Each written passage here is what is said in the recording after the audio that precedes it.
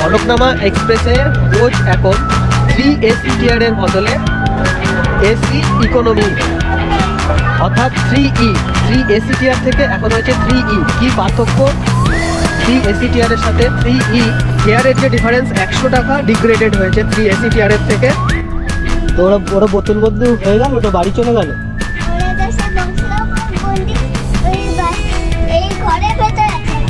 ঘরের ভিতরে আছে। আচ্ছা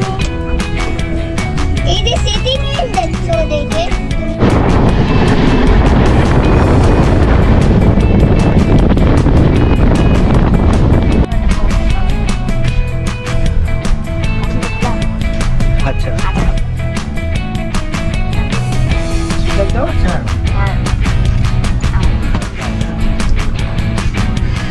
দুপুরের লাঞ্চ আমরা বেশিরভাগ সময় বাইরের খাবার অতটা প্রেফার করি না, যতটা আমাদের বাড়ির খাবার চলে যায়। পরে তো সব বাইরের খাবার খেতেই হবে, তাই তো স্যার? আলু পরাঠা আচার আর এই খাবারগুলো সব কিন্তু স্যার নিয়ে আসে আর আমরা শুধু খেতে আসি স্যারের সাথে।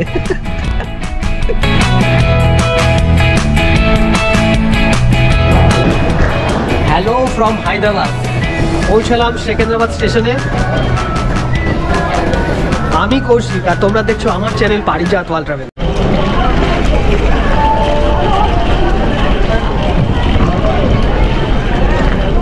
AC economy 12703 Falaknuma express Howrah থেকে ছেড়ে হায়দ্রাবাদ আসার জন্য ট্রেন সেকেন্দ্রাবাদ স্টেশনে টার্মিনাল স্টেশন। কি পার্থক্য 3rd AC 3AC টায়ার আর AC ইকোনমিক্যাল ক্লাসের সেটাই তোমাদের বলবো আজকের ব্লগে। কাজের সূত্রে যাচ্ছি দক্ষিণে হায়দ্রাবাদ।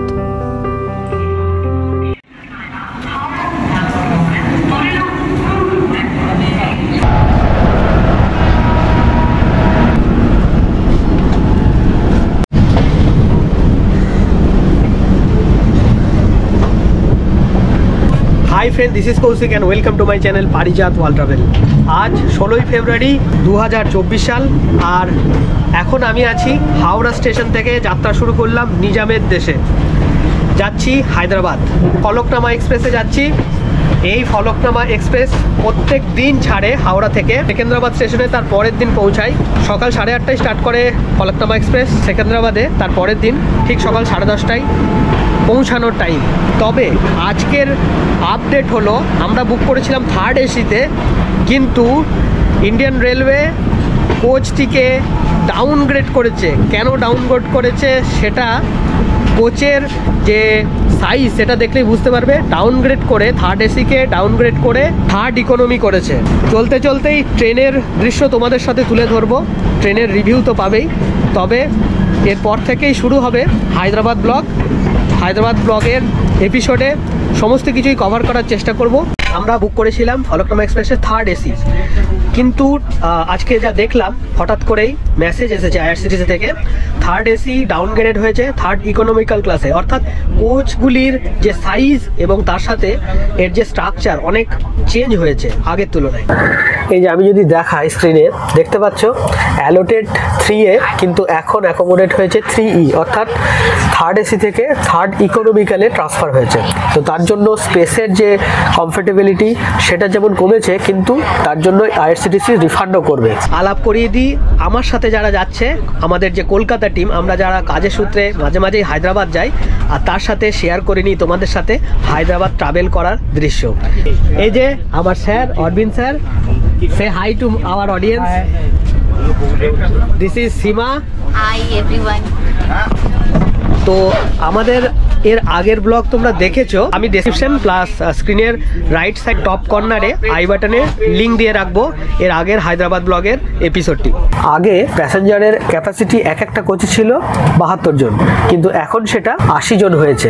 স্পেস বা কোচের যে সাইজ, টোটাল সাইজ সেটা সেম আছে, কিন্তু তার ভিতরে প্যাসেঞ্জারের যে অ্যাকোমোডেশন সেটার একটা সাইজ কিন্তু অনেক মিনিমাইজ হয়ে গেছে, অর্থাৎ একটু কনজেস্টেড হয়ে গেছে, একটু মানে অনেকটাই। তো লেগ স্পেসের যে আগে কমফোর্টেবল ছিল সেটা কিন্তু এখন নেই, লেগ স্পেস এখন অনেকটাই কম। এখান থেকে বসলে বার্থ পর্যন্ত চলে যাচ্ছে। থার্ড এসি থেকে থার্ড ই বা ইকোনমিক্যালি শিফটিং হওয়ার জন্য আমাদের কোচ যে অ্যালটমেন্ট ছিল আগে ছিল B7 কোচে, কিন্তু যখন আমরা হাওড়া স্টেশনে এসে পৌঁছালাম তখন মেসেজ আপগ্রেড বা আপডেটেড হয়ে দেখলাম আমাদের কোচ অ্যালটেড হয়েছে B2-তে, অর্থাৎ B7 থেকে B2-তে। কিন্তু এটা শুধু আমাদের জন্যই নয়, আমাদের মতো যারাই প্যাসেঞ্জার ছিলেন তাদের অনেকেরই কোচ এভাবে ইন্টারচেঞ্জ হয়েছে। তো যার জন্যই সকালবেলা যখন আমরা হাওড়া স্টেশনে সঠিক টাইমে আসার পরেও দেখলাম আমাদের কোচ চেঞ্জ হয়েছে, মেসেজ থেকে বুঝতে পারলাম, প্লাস টিটি আমাদের চেক করলেন। তো তার থেকে আমাদের কোচের যে অ্যাকচুয়াল পজিশন কারেন্ট সিচুয়েশন অনুযায়ী সেখানে আমরা শিফট করলাম। তো তোমরা এরপরে যখন ট্রেনটি ধরতে আসবে তখন অবশ্যই কারেন্ট পিএনআর স্ট্যাটাসটা চেক করো এবং সেই হিসাবে যে তোমাদের কারেন্ট কোচের পজিশন সেই অ্যালোটেড বা সিলেক্টেড বার্থেই যেন তোমরা ওঠো।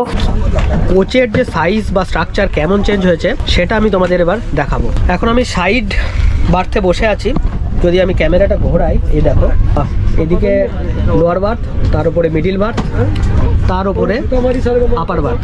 মিডিল বার্থ এখন বন্ধ আছে, রিকোয়ারমেন্ট অনুযায়ী এটা খোলা হবে। এদিকেও তাই সেম স্ট্রাকচার, তবে খুব ভালোভাবে দেখতে পাচ্ছ যে সাইজ, দুইটি সিটের মধ্যে যে সাইজ, যে লেগ স্পেসের যে কমফোর্টেবিলিটি সেটা অনেকটাই কমে গেছে, অনেকটাই কমে গেছে।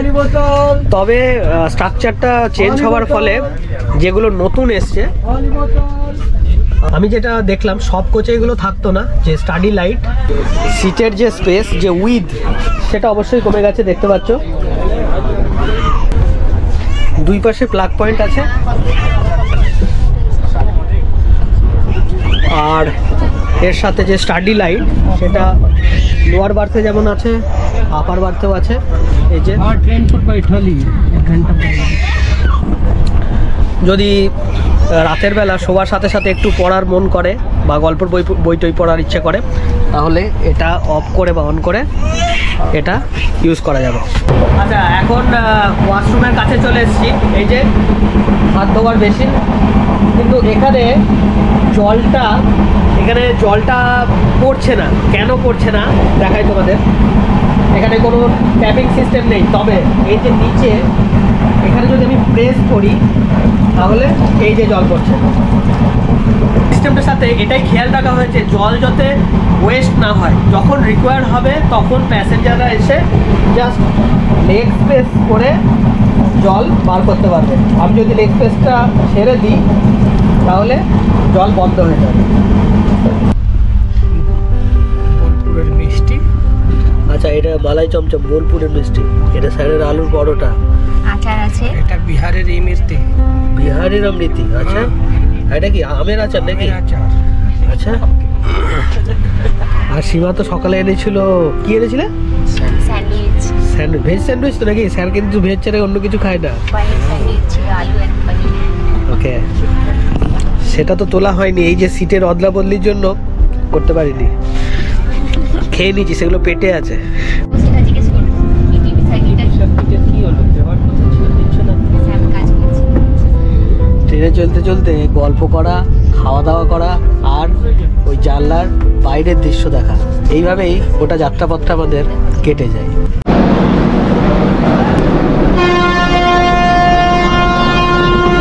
ট্রেনের সাইরেনও দিয়ে দিয়েছে, হুইসেল।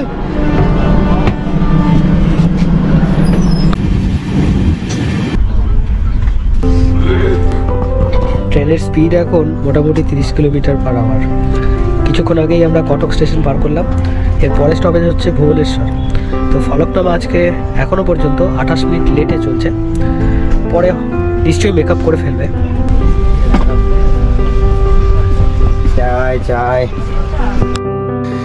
এসি ভেন্টিলেশনকে ম্যানুয়ালি কন্ট্রোল করার জন্য প্রত্যেকটি বার্থের সাথেই আছে এসি ভেন্টিলেশন প্যানেল।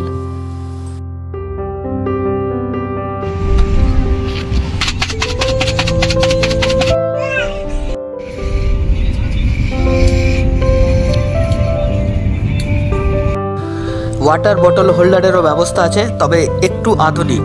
সহজেই ফোল্ড করে যখন ইউজ করা দরকার হয় তখন সেটি খোলা যায়, আবার যখন ইউজ করা দরকার নেই তখন সেটি আবার বন্ধ করে রাখা যায়।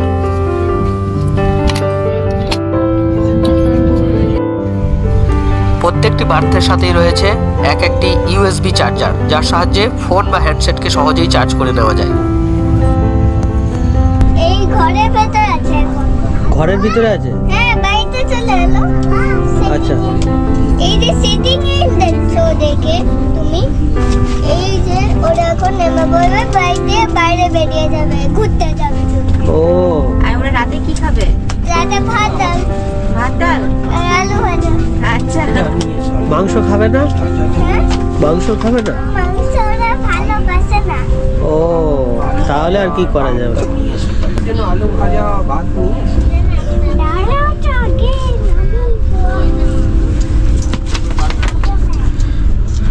যেখানেই যায় খুদে বন্ধু ঠিক জুটে যায়। এখন বাজে 10:30 আর আমাদের ট্রেনের স্পিড 15 কিলোমিটার থেকে এই তো 11, 10, 14 এর মধ্যেই রয়েছে, অর্থাৎ 15 কিলোমিটার পার আওয়ারটা। 15ই টাইম ছিল না ভাইজ্যাক, একটু পরেই ভাইজ্যাক আসবে, তবে 10:15ই টাইম ছিল। এখন তো দেখালাম তোমাদের 10:30, ট্রেনের স্পিডও কম। তো ভাইজ্যাক স্টেশনে পৌঁছালে আমরা একটু নামবো, আর সেখানে একটা সুন্দর খাবার পাওয়া যায় প্ল্যাটফর্মের মধ্যেই। পৌঁছে গেলাম ভাইজ্যাক। এখানে একটা খাবার পাওয়া যায়, দেখছি দাঁড়াও। मैंगो केक, এই যে ये मैंगो केक है ना? हाँ मैंगो केक, क्या नाम है इसका? यही है ম্যাঙ্গো জেলি। Mango jelly. अच्छा कितना प्राइस है इसका? 60 रुपीज़। ओके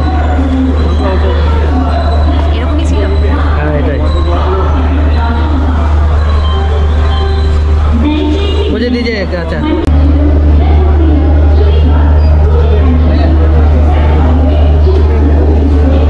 এই যে ম্যাঙ্গো জেলি, এটা আমি আগের বারে যখন এসেছিলাম এখানেই ভাইজ্যাগে এটা পাওয়া যায় প্ল্যাটফর্মগুলোতে। এই যে ট্রেন, ঠিক আছে, ট্রেনের প্ল্যাটফর্ম, আর ঠিক প্ল্যাটফর্মের মাঝেই পাশেই এই দোকান, ঠিক আছে। তো এর মধ্যে এই ম্যাঙ্গো জেলিটা, এটা এত খেতে টেস্টি কি বলবো তোমাদের। আমি বাড়ির জন্য নিয়ে গেছিলাম, আমার বাবা খুব পছন্দ করেছিল। তো এবার তো হায়দ্রাবাদ যাচ্ছি, যে কটা দিন থাকবো এটা ট্রাই করব, আবার ফেরার পথেও নিয়ে যাব। তো তোমরা যখন আসবে এটা ট্রাই করবে, এটা নেবে। 020 Bhubaneswar Mumbai Chhatrapati Shivaji terminal Konark express platform number. এই বিশাখাপত্তনম কিন্তু ট্রাভেল বা ট্যুরিস্ট প্লেস, অনেক কিছু দেখার আছে এখানে। সাবমেরিন মিউজিয়াম থেকে শুরু করে বিভিন্ন বিচ আছে, রামকৃষ্ণ বিচ, আরও অনেক বিচ। আমরা আগের বারে যখন এসেছিলাম ঘুরেছিলাম, তার ব্লগও আসবে খুব শীঘ্রই। তো এই জায়গাটিতে তোমরা জাস্ট স্টেশন থেকে বেরিয়ে 5-10 মিনিটের মধ্যেই বিভিন্ন হোটেল পাওয়া যায়, এবং সেখানে 2-3 দিন কাটালে এখানকার লোকাল যে বিচগুলো সেগুলো তোমরা ট্রাভেল করতে পারো লোকাল যে বিচগুলো আছে। এছাড়াও এখান থেকে কিন্তু আরাকু একটি হিল স্টেশন, সেখানে তোমরা যেতে পারো। সুপ্রভাত সকলকে। আজ 17 ফেব্রুয়ারি 2024 সাল। বাইরে ছুটে চলেছে ফলকনামা, মাত্র 1.5 ঘন্টা বাকি। এখন বাজে 9টা, 10:30টায় টাইম সেকেন্দ্রাবাদ স্টেশনে পৌঁছানোর। আশা করছি সঠিক টাইমেই আমাদের ট্রেন পৌঁছে যাবে সেকেন্দ্রাবাদ স্টেশনে।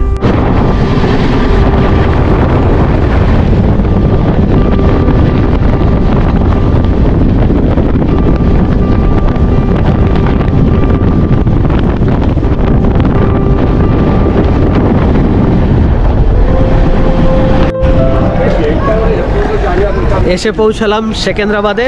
ঠিক রাইট টাইমে ঢুকিয়ে দিয়েছে আমাদের ফলকনামা এক্সপ্রেস।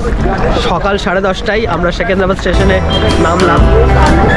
আমি কৌশিক, ওরফে পারিজাত, আর তোমরা দেখছো আমার চ্যানেল পারিজাত ওয়ার্ল্ড ট্রাভেল। ভিডিওটি দেখার পর যদি ভালো লেগে থাকে অবশ্যই একটা লাইক, শেয়ার এবং কমেন্ট করতে তোমরা ভুলো না। আর চ্যানেলে যদি নতুন হও প্লিজ সাবস্ক্রাইব করে রেখো, কারণ এরপর থেকে শুরু হতে চলেছে আমাদের আগামী সিরিজ, হায়দ্রাবাদ সিরিজ, যেখানে হায়দ্রাবাদ শহর সহ এর আশেপাশের বিভিন্ন ট্যুরিস্ট প্লেস তোমরা দেখতে পাবে। তো প্লিজ সঙ্গে থাকো আর সাবস্ক্রাইব করতে ভুলো না। অবশ্যই বেল আইকনটি পাশে প্রেস করো, যাতে পারিজাত ওয়ার্ল্ড ট্রাভেল যেই নতুন ভিডিও আপলোড করবে তার ইনস্ট্যান্ট নোটিফিকেশন তোমাদের কাছে চলে যেতে পারে। ওকে বাই, সুস্থ থেকো, ভালো থেকো।